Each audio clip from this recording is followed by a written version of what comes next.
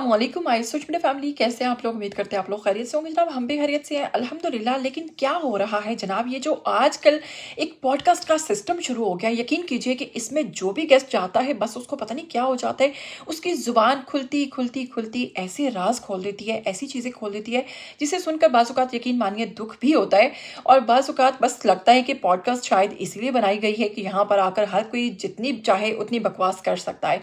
जी हाँ, बात करेंगे हमारी एक सीनियर अदाकारा, जी हाँ, नादिया अफ़गन की। हाल ही में उन्होंने एक बहुत बड़े राइटर, जी हाँ, खलीलुर रहमान कमर की बात करें, उनके हवाले से कुछ ऐसी बातें की हैं जो कि नामुनासिब भी हैं और उन्हें लगता है कि वो कभी भी उनके साथ काम नहीं करेंगी। काम ना करने की वजह क्या बताई, और उन्होंने ये भी बताया कि जब उनकी खलीलुर रहमान साहब से पहली मुलाकात हुई तो उन्होंने कौन-सी ऐसी घटिया हरकत की जिसके बायस नादिया अफ़गन ने जनाब ये प्रोग्राम बना लिया था और ये इरादा कर लिया था, ये तहैया कर लिया था कि वो कभी भी इतने छोटे-मोटे राइटर के साथ काम नहीं करेंगी। तो जनाब बताएँगे आपको आज की इसी वीडियो में। लेकिन अगर आप लोग चैनल पर नए हैं तो जल्दी से चैनल को सब्सक्राइब कर लीजिए, बेल आइकन को प्रेस कर लीजिए। आने वाली वीडियोज़ के बारे में आपको पता चलता रहना चाहिए। बिना वक़्त को ज़ाया किए मैं स्टार्ट करूँगी आज का वीडियो। सबसे पहले बताऊँगी कि नादिया अफ़गन की बात करें तो बहुत सारे ड्रामास में आपने इनको देखा है, अब तो बड़ी सीनियर अदाकारा हैं। कहती हैं कि जब मैं नई-नई आई थी जनाब 1997 या फिर 98 की बात है, बताती हैं कि समीना आपा के साथ सेट पर चली गई। जब सेट पर गई हूँ तो समीना आपा किसी काम से मुझे वहाँ बिठाकर चली गईं। वहाँ पर अकेली, डरी सहमी हुई यहाँ-वहाँ, दाएँ-बाएँ देख रही हूँ।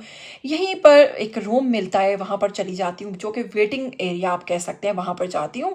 वहाँ पर जाती हूँ तो देखती हूँ कि एक शख्स जो है सोफ़े पर पाँव लहराता हुआ बैठा हुआ है और बड़ी बेढंगे तरीके से सूटे लगा रहा है और मैं देखती हूँ कि वो स्मोकिंग कर रहा है। उसके बाद मैं चुप कर उसके पास बैठ जाती हूँ, उस शख्स के पास, और वो मुझे कहता है, "कौन हो तुम लड़की? काम करने आई हो?" और उसका ये अंदाज़ देखकर मैं कहती हूँ कि जी, मैं काम करने आई हूँ, और मैं बताती हूँ कि मैं समीना आपा के साथ आई हूँ। बाद में मैं वहाँ से उठ जाती हूँ। समीना आपा से पूछती हूँ कि कौन है ये शख्स जनाब जो मुझसे इस अंदाज़ में बात कर रहा है? कौन हो लड़की तुम? तो समीना आपा ने कहा कि ये एक बहुत बड़े राइटर हैं। नादिया अफ़गन का कहना है कि मैं नहीं मानती कि वो एक बहुत बड़े राइटर हैं जिस शख्स को इस चीज़ की तमीज़ ही ना हो कि किस तरह किसी खातून से बात करनी है, किस तरह किसी नई लड़की को ट्रीट करना है, कैसे किसी के साथ मिलना है, जिस इंसान को ये तक तमीज़ ना हो कि बैठने के आदाब क्या हैं, फीमेल्स के सामने क्या आदाब हैं, क्या तरीक़ेकार हैं। अच्छा, बहुत सारे मेल जो हज़रात हैं, अगर उनको नहीं मालूम तो जनाब ये भी बता दूँ कि जब आप फ़ीमेल्स के सामने स्मोकिंग करते हैं तो फ़ीमेल्स आपको बहुत बुरा-भला कहती हैं। कम से कम जब फ़ीमेल्स बैठी हों या पास छोटे बच्चे देखें तो कोशिश किया करें कि उनके सामने इस तरह से स्मोक या स्मोकिंग ना करें। अच्छी चीज़ नहीं लगती, बहुत बुरा लगता है। ठीक है भई, आप किसी भी मजबूरी के बायस कर रहे हैं, लेकिन ख़वातीन इस चीज़ को बहुत बुरा मानती हैं। लेकिन आजकल कुछ ऐसी ख़वातीन हैं जो खुद स्मोक कर रही होती हैं। ख़ैर, मुझे तो ये आदत भी बहुत बुरी लगती है और ऐसे ही ख़ैर मैं कुछ नहीं कहती, चलिए छोड़िए, आप लोग मेरे पीछे ना पड़ जाइएगा। तो जनाब नादिया अफ़गन ने कहा कि उन्होंने तभी उसी लम्हे डिसाइड कर लिया था कि वो कभी भी खलीलुर रहमान कमर के साथ काम नहीं करेंगी, ऐसे छोटे-मोटे राइटर के साथ कभी भी वो काम नहीं करना चाहेंगी। तो जनाब ये है नादिया अफ़गन ने जो सोच रखा है खलीलुर रहमान कमर के हवाले से।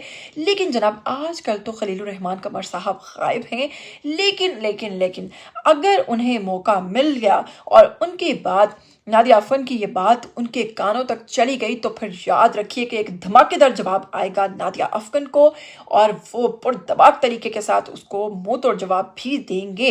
लेकिन जनाब इस वक्त नादिया अफ़गन के हवाले से आपको क्या लगता है कि उन्होंने जो बातें कही वो बिल्कुल सही की, दुरुस्त की, या फिर आप लोग खलीलुर रहमान को सपोर्ट करते हैं? जो भी कहना चाहेंगे, मैं यहाँ पर थोड़ी-सी अपनी राय देती जाऊँ। वैसे जो भी हुआ खलीलुर रहमान साहब के साथ वो एक अलग बात है, लेकिन वो राइटर तो हैं, बहुत अच्छे सीरियल्स लिखे हैं, बहुत अच्छा स्क्रिप्ट लिखते हैं, बहुत अच्छे डायलॉग्स लिखते हैं। तो हमें अपने जो स्टार्स हैं, अपने जो लेजेंड हैं, अपने जो इस तरह के लोग हैं, उनकी कदर करनी चाहिए। आप क्या कहना चाहते हैं? आइए कमेंट बॉक्स में राय दीजिए। फिर मिलेंगे, मुझे तब तक के लिए दीजिएगा इजाज़त। टिल देन टेक केयर, अल्लाह हाफ़िज़।